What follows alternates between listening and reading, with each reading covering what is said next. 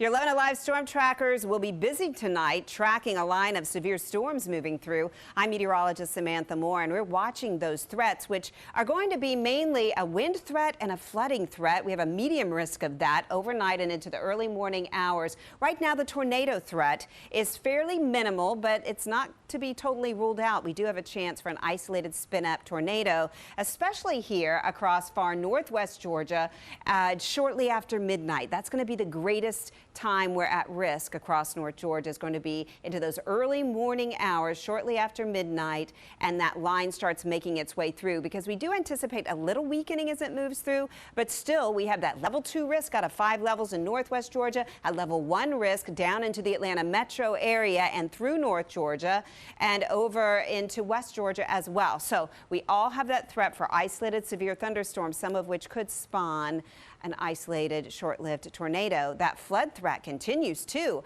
across far northwest Georgia, another 1 to 2 inches as this line moves through. So we have that flood risk across northwest Georgia and North Georgia as we head into tonight. So a cold front is the reason. It's a strong one and it's on approach, and it'll cause those severe storms overnight, and it'll make for a cooler and drier weekend we can look forward to. So in comes that line as we head into the early morning hours here. So notice how we'll see those heavy downpours in Dalton and in Rome moving towards Carrollton at about 5 a.m. Once we get into the early morning drive time, yeah, some nasty storms to contend with from Blairsville into Canton, Marietta, and Carrollton, stretching back into Floyd County. These move through during the morning commute, so anticipate some heavy downpours, maybe even into Athens, stretching down into Thomaston for that morning commute as well. And then once we get into mid-morning, the strongest activity will be in the eastern side of the state, and we'll be seeing some wraparound moisture by lunchtime. Most of it should be moving out. There'll still be some areas affected, though. LaGrange into Peachtree City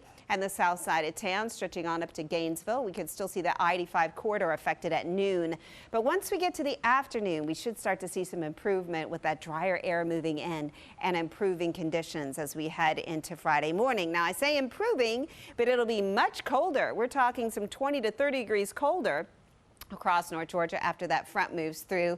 So as we get into the weekend, temperatures are really going to take a dramatic plunge. So today, low 70s. By the time we get to Saturday, we're talking low 50s for high temperatures and lows down below freezing. So get ready for the big chill. 80% chance of rain overnight tonight with those showers and thunderstorms. Friday, things dry out. It'll be breezy and cooler, and we're definitely going to be breezy and cold on our Saturday, especially to start. Then we start moderating on Sunday. Sunday is looking pretty fine. 9s on the wazometer both days with those dry conditions, and then it looks like those chances for rain start to go up once we get into next week.